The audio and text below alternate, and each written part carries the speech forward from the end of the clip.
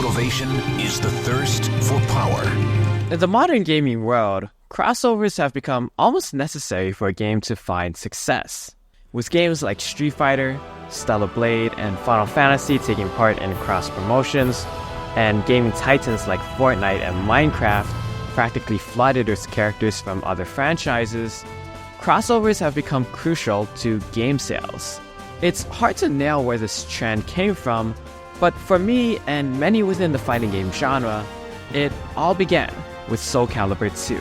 Even though SoulCalibur II is most famous for featuring Link from The Legend of Zelda in the cross-promotional moments, it's a game that's still unique, fun to play, and sorely needed in today's gaming landscape. Hi, my name is Jay, and these are the Gaming Essentials. With SoulCalibur II returning thanks to Nintendo Classics, the best version of the game has finally been made more accessible for modern gamers. With a focus on weapons and 3D movements, it's a game that's very distinct within the fighting game genre. But what makes it truly special is its glorious backdrop, making every battle feel like a momentous struggle between good and evil. In SoulCalibur, each character is equipped with a weapon which dictates how these characters play and fight.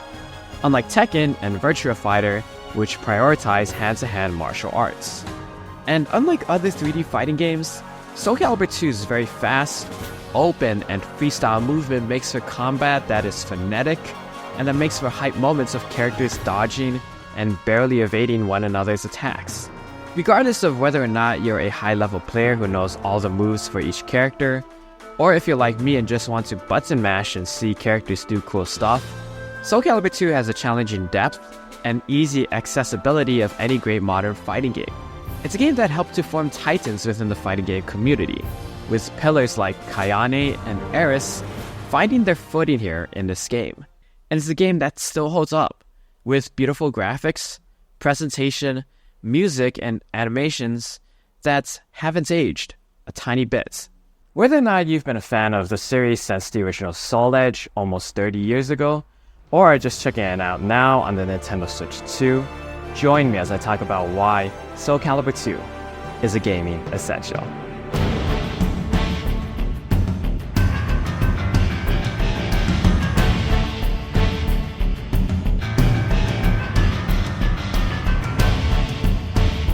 As the third installment in the series, SoulCalibur II sees series mainstays like Nightmare, Mitsurugi, Valdo, and Taki clash it out, looking for the fabled weapons Soul Edge and SoulCalibur.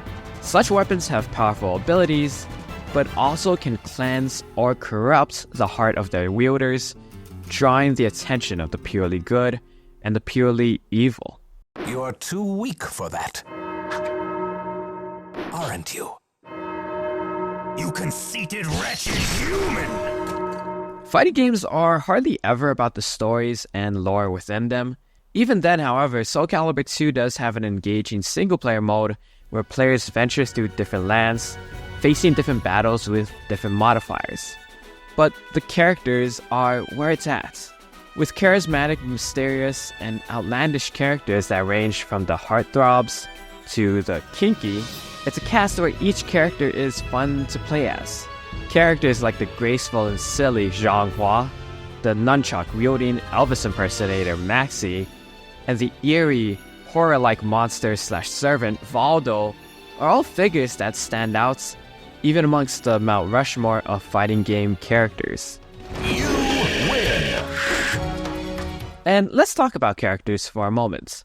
SoulCalibur II's characters are unique because they all have their weapons and arsenals that make them stand out from the pack, and all come with their pros and cons.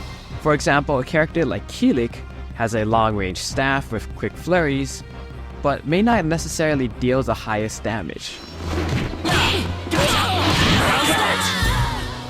Astaroth is a giant titan that wields a large battle axe, dishing out huge damage, can set up for grabs and unblockable moves, but has the opposite problem, where he can be slow and clunky. And a character like Taki may have short range with the smaller blades, but makes up for it with fast movements and acrobatic kicks that can help her get closer to her opponents.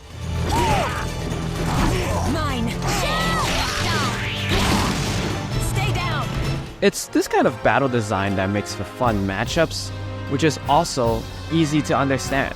Those unfamiliar with fighting games can easily determine the strengths and weaknesses of their character, find one that they like, and strategize and form game plans on the fly. And that's not even mentioning the game's parry system that can instantly turn the tide of a battle, helping the player go back on the offense, and the game's free-range movement system, which makes for close calls and epic reads on opponents.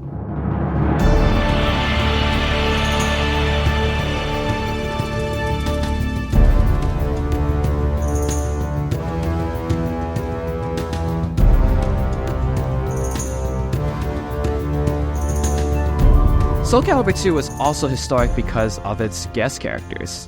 While the PlayStation 2 version featured Heihachi Mishima from Tekken, and the Xbox version featured Todd McFarlane's Spawn, probably the biggest and most surprising was the GameCube version, featuring Link from The Legend of Zelda. Nintendo always has, and still to this day, been very protective of its characters and properties, which is why having Link in SoulCalibur is such a shocker, as it's very rare to see Nintendo characters in other games. I mean, Nintendo even denied Fortnite the license to its characters recently. So to see Link fully realized in 3D in a separate fighting game was completely surprising, especially with equipment like his bow, bombs, boomerang, and iconic sword and shield, all completely intact and feeling like a natural part of the game. While combat, characters, and contents are all important in making a good fighting game, that's not exactly the reason why SoulCalibur stands out for me.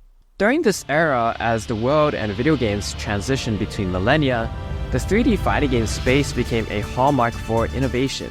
Games like Tekken, Virtua Fighter, Dead or Alive, and SoulCalibur were all showcasing how characters could move and animate realistically, and how cutting-edge graphics are no longer relegated to just the arcades. Players could now bring home theater-like experiences. Tekken 3 and Virtua Fighter 2 are undoubtedly important games that became highly influential, even outside of the fighting game space, and that became much more known as some of the best games of all time. But I think out of all of the 3D fighting games from this era, SoulCalibur 2 still looks the best out of all of them, and that deserves more attention. This game was originally released in 2003, and I haven't played it since then. Even then, however, SoulCalibur 2 to this day still looks amazing and beautiful, even with today's standards. It's amazing how well realized Link is, especially with this being one of his earliest, more grounded designs during the GameCube era. And all characters are brought to life with designs and facial expressions that are still gorgeous. But the aspect that surprised me the most when returning to this game was just how smooth and fluid the game's animations are. The game's grab animations are truly something to behold, as characters fly and zip around, but with proper weights and physics. Or how characters transition from slashes, punches, and kicks, all in swift succession, ducking and jumping over one another, making it feel like you're not even playing a video game, but watching a choreographed fight. And I also have to mention the game's presentation. From its character loading screens to its epic music, it all just lends to this great high fantasy feeling. And for those who don't play fighting games, it's still a game you can just button mash, gawk at the visuals, and become enthralled with this world. SoulCalibur 2 was my first ever fighting game that I ever played, and it's because of its movie-like experience and easy accessibility that I became a fighting game fan. I remember playing this game as a little kid and being in awe with this game's graphics, presentation, and overall game design. It was one of the first games that made me really feel like I wasn't just playing a game, but taking part in a movie. Nowadays, it feels like games are at a turning point where they're either going to be fun distractions you play, or be grand cinematic experiences that you watch. But I think SoulCalibur 2 shows how fighting games, and games in general, can be fun diversions that can still provide epic tales of competition that last with us throughout history.